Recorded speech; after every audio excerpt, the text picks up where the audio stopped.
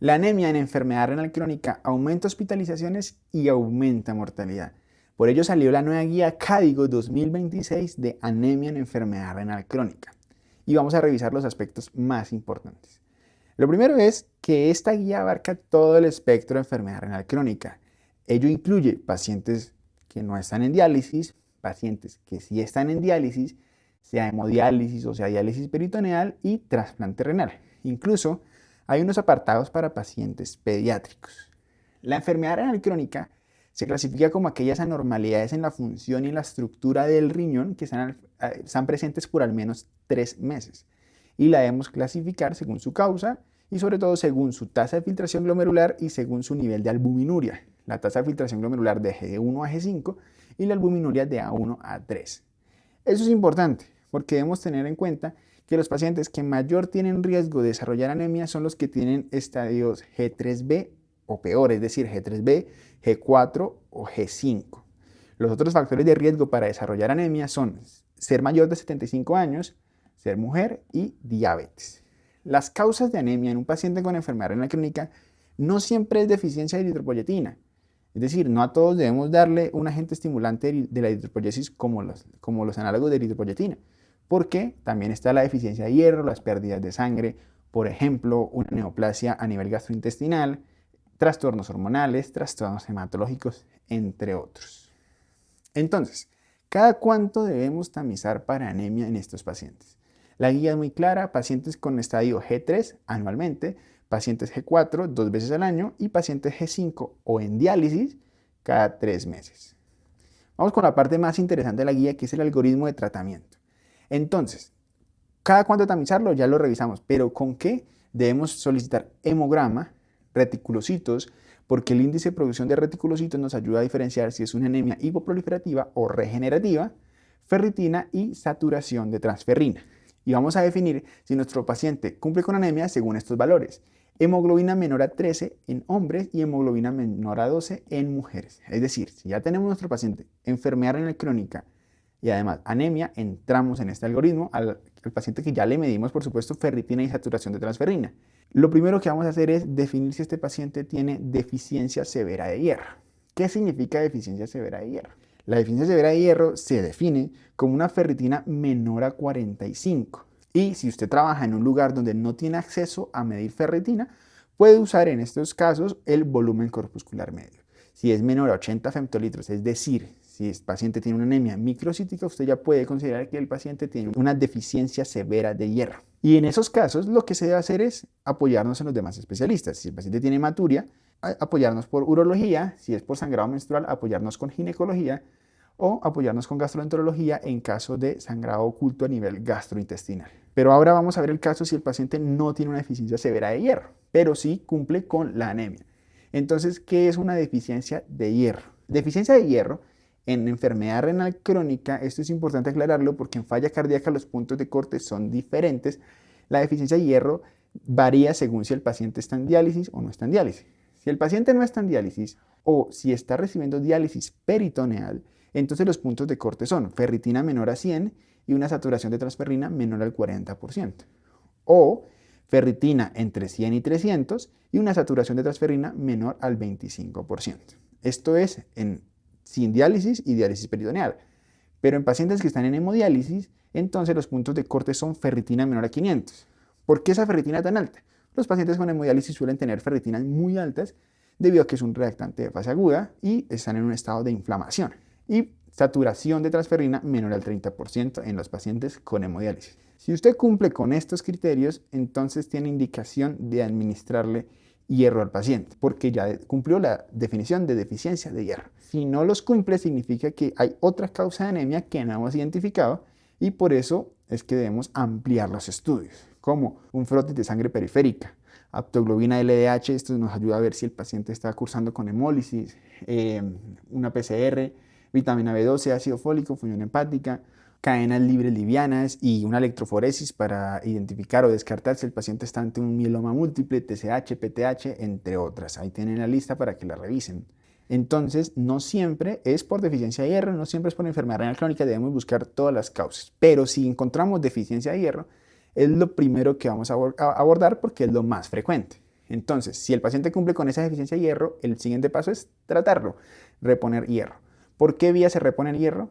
En hemodiálisis, siempre intravenoso. En hemodiálisis está la ventaja de que se le puede administrar el hierro vía intravenosa durante la diálisis. Mientras que si el paciente no está en diálisis o diálisis peritoneal, puede administrarse intravenoso u oral según las preferencias del paciente y según sus antecedentes. Por ejemplo, si tiene un antecedente de hipersensibilidad de hierro, pues no nos conviene darle intravenoso porque puede hacer alguna reacción adversa. Importante, si usted escoge que le va a dar hierro oral al paciente, no debe esperar un año para cambiarlo intravenoso si no mejora. Solo esperando 1 a 3 meses, si no hubo la mejoría, cámbialo intravenoso inmediatamente, porque debemos impactar lo más pronto a nuestro paciente para corregir la anemia. Formulaciones entonces intravenosas del hierro, hay múltiples. En Colombia las disponibles son el hierro sacarosa y el hierro carboximaltosa, aunque hay más presentaciones de hierro. Entonces yo voy a hablar del hierro sacarosa, que es el más disponible y es el que más tiene estudios, por lo menos en enfermedad renal crónica. El hierro sacarosa tiene una dosis máxima. Si está en diálisis peritoneal, se puede una dosis máxima de 400 miligramos, mientras que en enfermedad renal crónica que no esté en diálisis peritoneal es de 200 miligramos. Y la dosis es la siguiente. Para todos los pacientes con enfermedad renal crónica que no estén en hemodiálisis, se requiere una dosis total de 1000 miligramos. Eso quiere decir que si cada dosis máxima es de 200 miligramos y la dosis que queremos es 1000 miligramos, se requieren al menos 5 dosis de 200 miligramos semanales.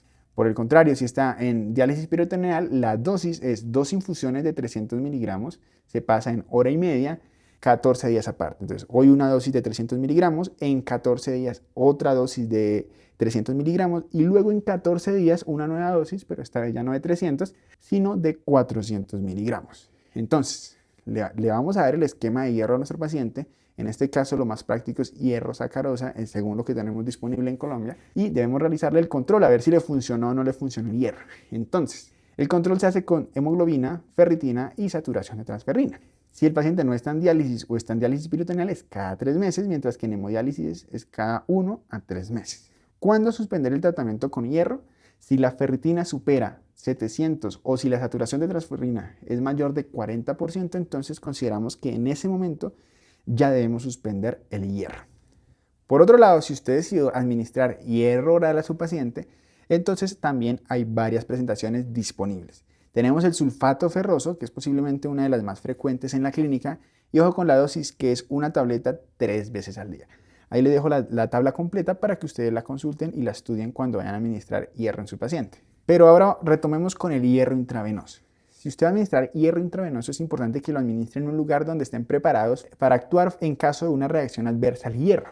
Pero importante, no se requieren antihistamínicos ni corticoides como tratamiento. Y debemos estar listos en caso de sus reacciones adversas. O, por ejemplo, si son síntomas no específicos, usted solo con detener la infusión 15 minutos es suficiente si el paciente mejora y luego la retoma con una infusión más lenta.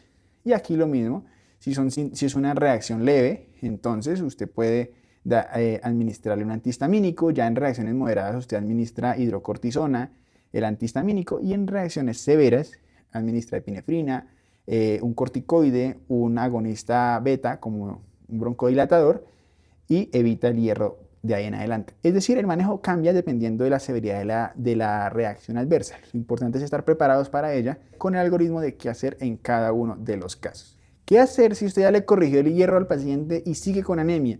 Entramos en terapias de segunda línea como son los agentes estimulantes de la eritropoyetina. Primero vamos a considerar estos como el epoyetin alfa, o después de eso, ahí sí los inhibidores de las enzimas prolidihidroxilasas. Resulta que uno de los inductores de la eritropoyesis es el factor inducible por hipoxia. Las hidroxilasas son unas enzimas que al hidroxilarlo lo llevan a degradación. Entonces, inhibiendo esas enzimas se logra que haya mayor factor inducible por hipoxia y de esa manera mayor eritropoyesis. Estos son medicamentos que tienen muchos eventos adversos, principalmente tromboembólicos. Así que usted antes de formularlo debe estar seguro que la causa de la anemia no es otra. Así que si no lo había hecho antes, debe evaluar todas las causas de anemia de nuestro paciente. Si de pronto tiene otra deficiencia nutricional, por ejemplo de B12 o de folato, si es que el paciente no fue adherente al hierro o tiene un sangrado oculto, entre otras causas, usted las debe abordar muy juiciosamente antes de iniciar un tratamiento. Y entre un agente estimulante de eritropoyetina y los inhibidores de las enzimas prolilhidroxilasas, ¿cuál iniciamos primero? Se debe iniciar el agente estimulante de la eritropoyetina. La indicación es anemia con una hemoglobina menor de 9 a 10. Eso es en el caso de enfermedad renal crónica dialítica, sea hemodiálisis o diálisis peritoneal, porque en el caso de la no dialítica no están definidos unos puntos de corte. Usted va a administrar esos medicamentos subcutáneos a menos de que esté en hemodiálisis y pueda administrarlo intravenoso hasta máximo una meta de 11.5 gramos por decilitro. Es decir, la meta es más o menos entre 10 a 11.5, no se debe superar de 11.5 la hemoglobina. Y una vez estable, ya mide hemoglobina cada 3 meses. Importante estos medicamentos suspenderlos en caso de eventos tromboembólicos como ACV, como trombosis de acceso vascular o cualquier otro tipo de evento tromboembólico. Las presentaciones, aquí las deja la guía. La más frecuente que tenemos disponible es el epoyetin alfa. El epoyetin alfa en general viene en presentaciones de 2.000 y 4.000 unidades y la dosis varía. Si no está recibiendo diálisis, 50 unidades por kilo una vez a la semana o 2. Y si el paciente está recibiendo diálisis, entonces la dosis es 3 veces por semana. Por lo general se redondea a la presentación más cercana, por ejemplo, 4.000 unidades 3 veces por semana. Ahí están las demás presentaciones. Si usted ve que el paciente no mejoró a pesar de esto, ahí es donde entran los inhibidores de las enzimas prolilhidroxilasas, que son estos que hay unas consideraciones muy similares al anterior grupo de medicamentos. Y así de esta manera terminamos la guía KDIGO 2026 de anemia en enfermedad renal crónica.